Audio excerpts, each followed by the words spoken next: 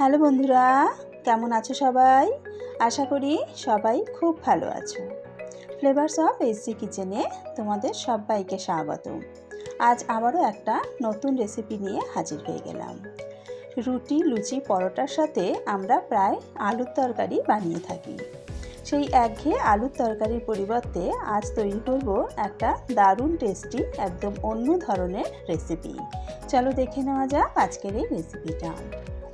সবার প্রথমে একটা মশলা তৈরি করে নেব। তার জন্য এখানে নিয়ে নিয়েছি 2 চা চামচ গোটা ধনে, 1 চা চামচ নিয়ে নিয়েছি গোটা জিরে, আর নিয়েছি হাফ চা চামচ মৌরি। এর সাথে দিয়ে দিলাম 4-5টা কাঁচা লঙ্কা।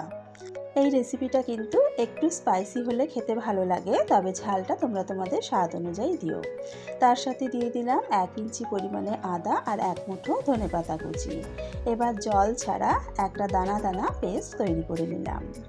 এবার কড়া গরম করে তাতে দিয়ে দেব 1/4 কাপ সর্ষের তেল। এই রান্নাটাতে একটু তেলের পরিমাণটা বেশি লাগে। তেলটা গরম হয়ে যাওয়ার পর তাতে ফোড়নের জন্য দিয়ে দিলাম 4টে শুকনো লঙ্কা, হাফ চা চামচ গোটা জিরে, হাফ চা চামচ কালো সর্ষে, আর দিয়ে দিলাম 1/4 চা চামচ হিং। এবার ফোড়নগুলোকে একটু নাড়াচাড়া করে ভেজে নেব। ফোড়ন যখন ভাজা হয়ে যাবে, একটা সুন্দর গন্ধ বেরোতে শুরু করবে, তখন বেটে রাখা মশলাটা দিয়ে দিতে হবে। এবার মশলাটাকে মিডিয়াম আঁচে নাড়াচাড়া করে ভালো করে ভেজে নেব। তবে মশলা ভাজার সময় কিন্তু গ্যাসের ফ্লেমটা অবশ্যই মিডিয়ামে রাখতে হবে। যেহেতু জল ব্যবহার করা হয়নি, তাই হাই ফ্লেমে মশলা ভাজলে কিন্তু পুড়ে যেতে পারে। মশলাটাকে একটু ভাজা ভাজা করে নিয়ে এর মধ্যে দিয়ে দিলাম হাফ চা চামচ হলুদ গুঁড়ো, 1 চা চামচ দিয়ে দিলাম আমচুর পাউডার। আমচুর পাউডারের পরিবর্তে তোমরা কিন্তু চাট মশলা ব্যবহার করতে পারো।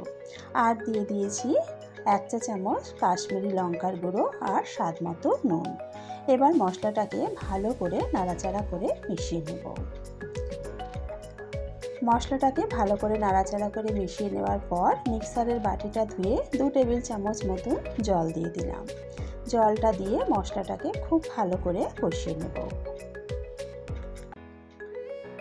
যেহেতু এখানে জলের ব্যবহারটা কম হচ্ছে, তাই মশলা কষানোর সময়ও গ্যাসের ফ্লেমটা কিন্তু মিডিয়ামেই রাখতে হবে, না হলে কিন্তু মশলা পুড়ে যেতে পারে।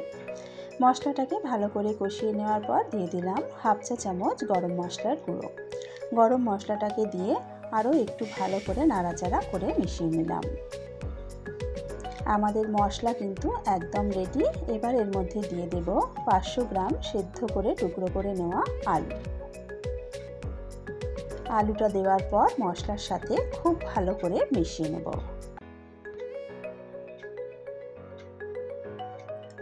আলুটাকে মশলার সাথে খুব ভালো করে মিশিয়ে নিয়েছি। এবার মিডিয়াম আঁচে 3-4 মিনিট নাড়াচাড়া করে রান্না করে নেব, যাতে আলুর মধ্যে সমস্ত মশলা আর ফ্লেভারটা ভালোভাবে ঢুকে যায়। মিনিট 4 এইভাবে নাড়াচাড়া করে রান্না করে নিয়েছি। এবার এর মধ্যে দিয়ে দেব 1 মুঠো ফ্রেশ ধনেপাতা কুচি। ধনেপাতাটাকে দিয়ে আবারও একটু ভালো করে নাড়াচাড়া করে মিশিয়ে নেব। আমাদের আলু ঘুটকে বা পাহাড়ি স্টাইল আলুর তরকারি কিন্তু একদম রেডি। নামিয়ে গরম গরম সার্ভ করে নেব। এইভাবে আলু ঘুটকে রান্না করলে রুটি, লুচি, পরোটার সাথে খেতে কিন্তু অসাধারণ লাগে। রোজকার একঘেয়ে আলুর তরকারির পরিবর্তে একদম অন্য ধরনের একটা স্পাইসি আলুর রেসিপি। আমার আজকের এই আলুর রেসিপিটা তোমাদের কেমন লাগলো অবশ্যই কিন্তু কমেন্টস করে জানিও।